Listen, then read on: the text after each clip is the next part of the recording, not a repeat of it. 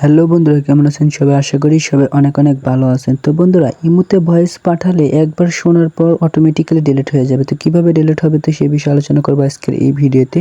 তো বেশি কথা না বাড়িয়ে চলেন ভিডিওটি শুরু করা যাক। তো এজন্য সর্বপ্রথম আমাদের আসতে হবে ইমো অ্যাপে। তো আমরা ইমো অ্যাপে চলে আসবো। তো ইমো অ্যাপে চলে আসার পর আপনারা যাকে ভয়েসটি পাঠাবেন তার আইডিটি সিলেক্ট করে নেবেন। তো আমি একটা আইডি সিলেক্ট করে নিচ্ছি। তো আইডিটি সিলেক্ট করে নিলাম। তো তারপর আপনারা ভয়েসে ক্লিক করে দিবেন। তো ভয়েসে ক্লিক করে দেওয়ার পর যখন আপনারা ভয়েসটি পাঠাবেন তো তার আগে আপনারা এই পাশে দেখতে পারছেন এক লেখা, তো এই একেতে ক্লিক করে দিবেন। তো একেতে ক্লিক করে দেওয়ার পর যখন আপনারা ভয়েসটি সেন্ড করবেন তো তখন এই ভয়েসটি একবার শোনা মাত্র অটোমেটিক্যালি ডিলিট হয়ে যাবে। ভয়েসে ক্লিক করার পর দেখেন এই পাশে এটাতে আমি ক্লিক করা মাত্র এটা হচ্ছে, কারণ এই ইমোটি আপডেট দেওয়া নেই, মানে যাকে আমি পাঠাইতেছি সেই ইমো অ্যাপসটি আপডেট দেয়নি। তো যার কারণে এখানে অনেক ক্লিক করা মাত্রই অন হচ্ছে না। তো যাদের ইমো আপডেট দেওয়া থাকবে তো তাদের ক্ষেত্রেই এই অনটি সিলেক্ট হবে। তো অনটি সিলেক্ট হওয়ার পর যখন আপনারা ভয়েসটি সেন্ড করবেন তো তখন সে একবার শোনা মাত্রই অটোমেটিক্যালি সেই ভয়েসটি ডিলিট হয়ে যাবে।